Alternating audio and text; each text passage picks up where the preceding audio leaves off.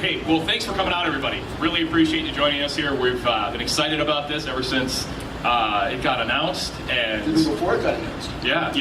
I was excited about it as soon as the idea popped. Hey, Dave, can you let me get through my intro? No, I'm kidding. No.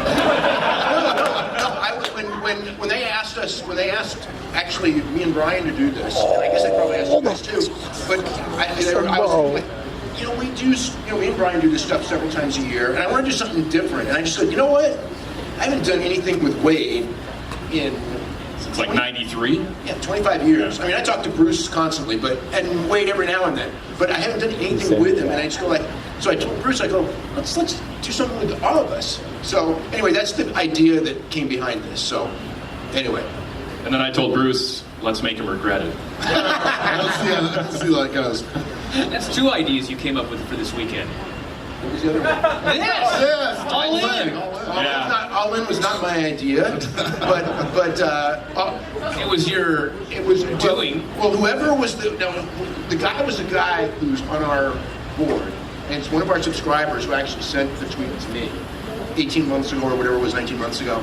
So tell everybody, he sent you a question on Twitter. Well, everyone knows the story. So he sent me a question on Twitter, and it was, do you think that Ring of Honor could sell 10,000 tickets to a show? And I said, no time soon. Now, to say this, no time soon in wrestling means 6 months, but that's okay. Because wrestling changes so much. But Cody Rhodes, pretty much immediately goes, I'll take that bet. So it was like, okay, that's cool. And so yeah, I guess that's what led to it. But it kind of, like, they had talked about doing the show, Cody and the Young Bucks had talked about doing something like this before that, but it kind of like, it springboarded from that, and this thing's absolutely gigantic. It blows me away. The changes in the wrestling business, which we're going to probably talk about first, it's unbelievable how much, social media has been able to make stars, and really like the Young Bucks and Being the Elite. It's like absolutely fascinating to watch when I see like Adam Page and Marty Scurll and these guys, and Flip Gordon's going to be the next one. These guys become legitimate stars without, I mean, I know they're on Ring of Honor television, but they're stars in places where Ring of Honor doesn't have television. I mean, things have just changed so much when I see like the little, the stuff where the guy can have a match in front of 300 people on a Thursday night or a Friday night, and the next morning we all talk about like, who is this guy and everything, and then they end up on a show like this. It's been really interesting to watch the progression of talent and how much young talent there is, and guys learn, the other thing is guys learning from different styles. Before you would kind of grow up, you would watch the wrestling in your area, you'd be taught how they wrestle in your part of the country, and then when a wrestler would go to other parts of the country, they'd kind of learn a little bit about other parts, but there were still other parts of the world that they didn't know, and now you've got this amalgamation. We see Americans doing lucha libre a lot. We see guys doing Japanese style, and the Japanese doing American style. Everything's mixed up. We're getting to me the greatest matches of all time this year. I mean, it's just an incredible year, and I mean, there's goods and bad, and we talk about it constantly. I mean, how far do you go before you've gone too far as far as the danger level? I mean, it's always a question. I mean, I guess there's into the creativity of moves. How popular is wrestling going to be in the next couple of years? I mean, we're in a real transition time, and this show, this weekend, is a big part of that story. I mean, where it goes, I don't know. I mean, it could be, I think I wrote it this week, it could be the springboard of stuff bigger than ever, or it could be that this is like this moment, remember, and years later, it's going to be crushed. And I hope it's not that one. But having gone through something similar in the 80s, we saw, when Vince McMahon went national in '84, for about a year, everybody's business went up. The first year or two. AWA kind of stayed steady because they lost Hogan, but still, they had a good year in '85. And then all of a sudden, 3 years later, it was in shambles. Other than Vince McMahon and Crockett, and Crockett was in shambles too.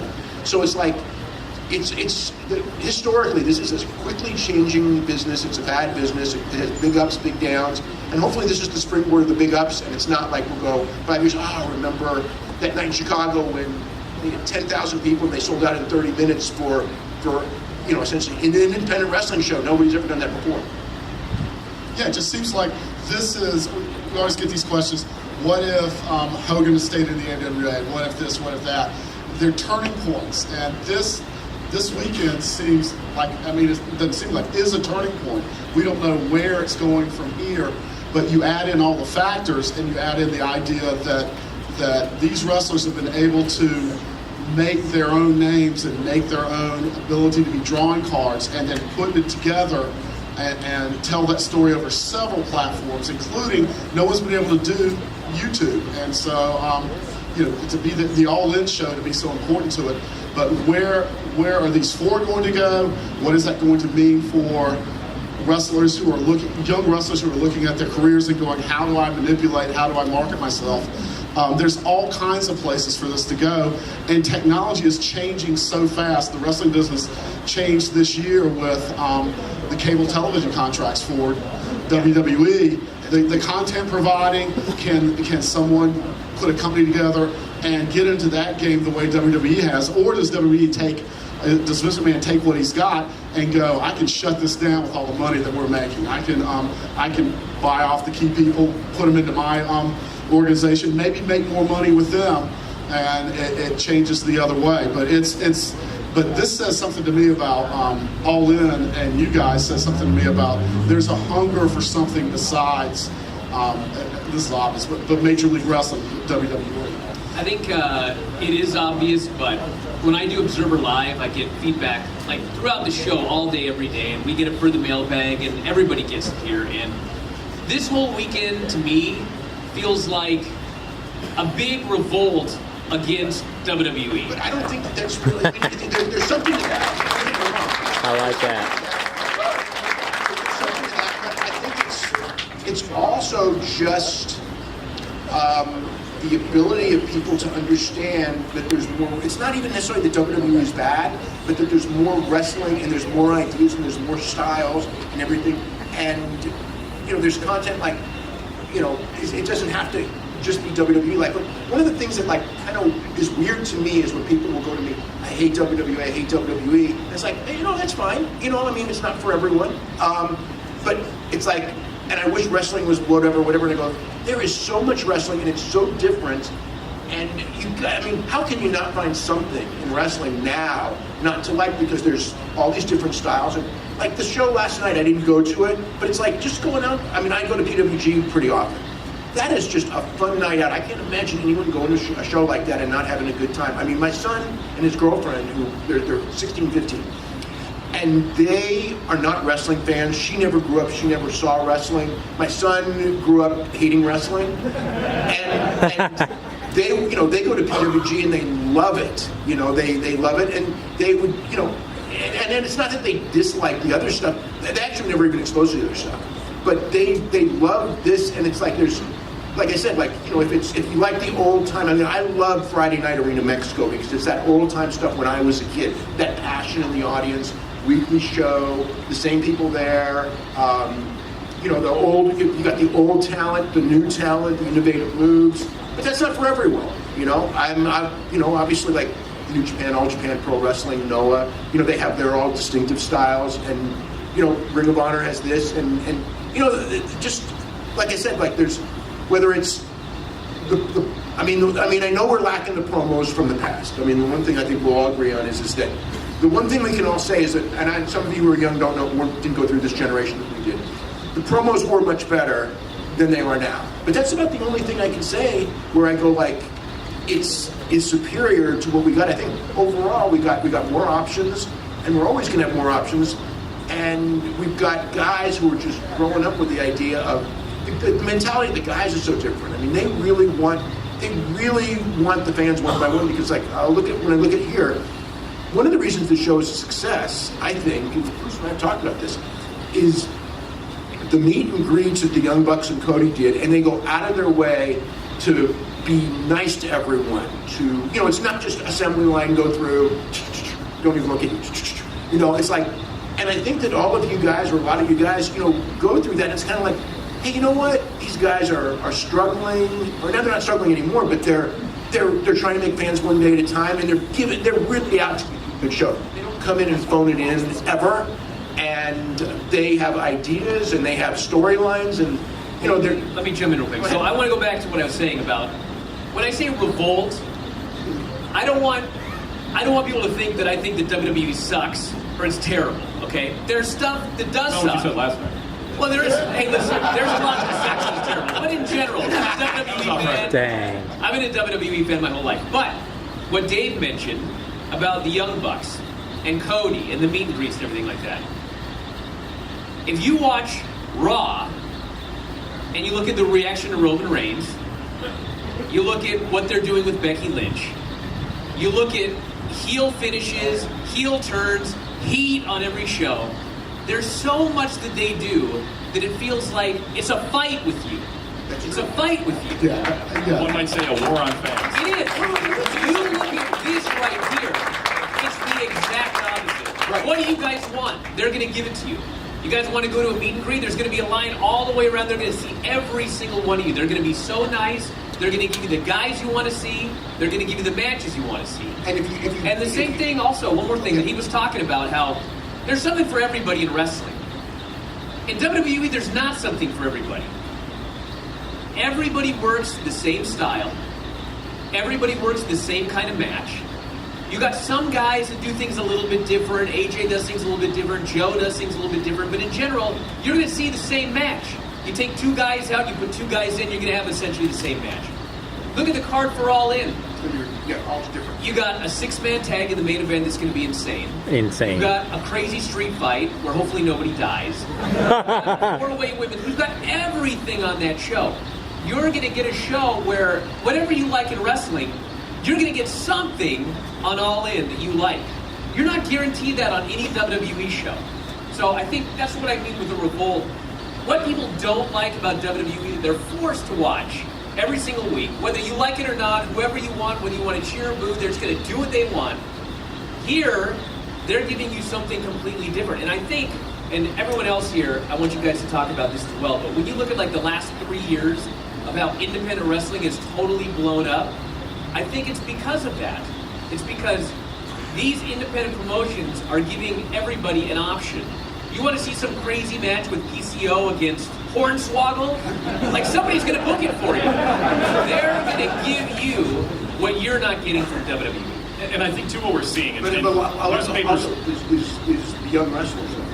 Yeah. You've got hungry young wrestlers, and you know, I think that what we had, like in the late 90s, when you had ECW, WCW, and WWF, and they were all doing really strong, you had a lot of guys coming in because it was like, I think a lot of guys got into wrestling because of ECW as far as wrestlers, because it was like, I can't look like these guys in WWF.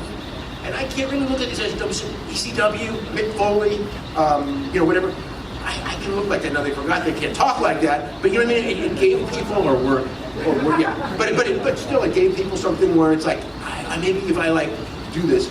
So then we had this generation from 2001 till whatever, where it was like, you know, it's like, how do I get into this business? The WWF has a very small, narrow-minded sometimes idea, which they don't anymore, but they did for years, of who could be a star. And now I think that it's become, look, if you're small and you're super, you can get in.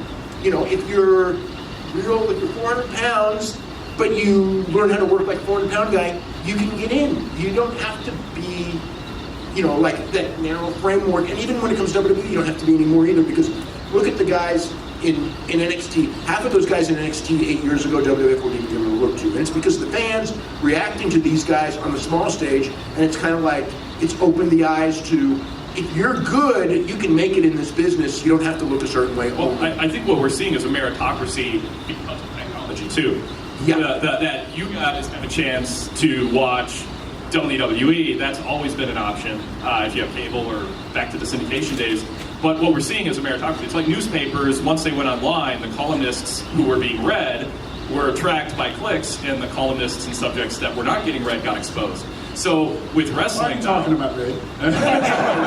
so the technology now has allowed wrestlers to try through YouTube and social media and all the different ways to distribute content on a smaller micro level. Now it's a meritocracy in that there are so many different styles of wrestling, but except for like the mid-'80s when all of a sudden you could watch 6 different hours in a row on syndicated television and get exposed to a lot of different wrestling, that has never been more apparent now. So you can have the Young Bucks doing ironic wrestling. You can have Cody Rhodes getting to do what he feels he didn't get to do in terms of expanding his personality and being himself, and reach an audience without needing the guy on top, Vince McMahon, to say, you don't fit my vision for what we want to present to our fan base. Now, this event happens because there are technological avenues to get out there on a large enough scale to sell 10,000 tickets in 30 minutes. I want to follow up on that too. The technology, the word can get out so fast. I go to an independent promotion in Gibsonville, North Carolina. I know all of you have been to Gibsonville, North Carolina. It's about 15 minutes away from where I live, CWF Mid-Atlantic, and the headliner there is Trevor Lee.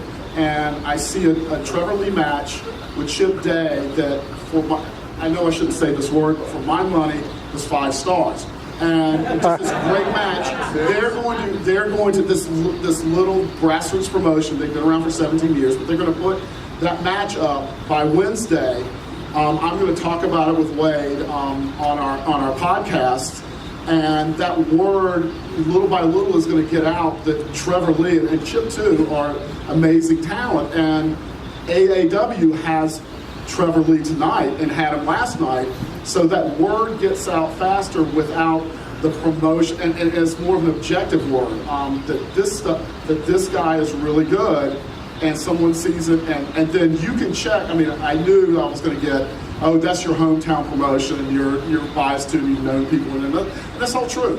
But it's also, with your own eyes, you can check my word, and you can check anybody else's who does that, and go right up on the internet and find out this guy is good. A month ago, I was in Tennessee for the Scenic City Invitational, and the guy that got a ton of talk besides PCO, I mean, PCO was great. And, I mean, I think that monster part of it, not just the I can do the strongman stunts, he could fit in a lot of places. But as Marco Stunt, I don't know, and he's on the show, and he's out there, and when you walk by him, he'd be the last person that you would think was a professional wrestler.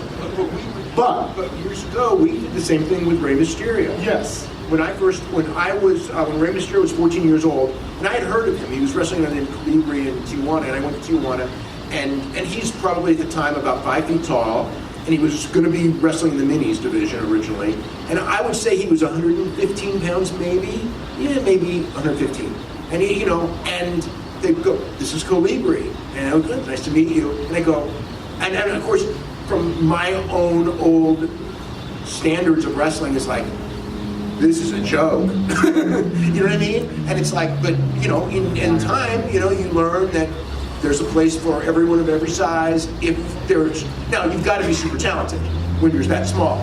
But if you are, there's a place for you. And Ray, I tell you what, Ray never. I don't think Ray has ever gotten his due as a. Like there's people like Vince McMahon and Paul Heyman and stuff that get a lot of due for their influence in changing the business. But I think Ray is one that never has gotten his due, because if Ray had come in to WCW,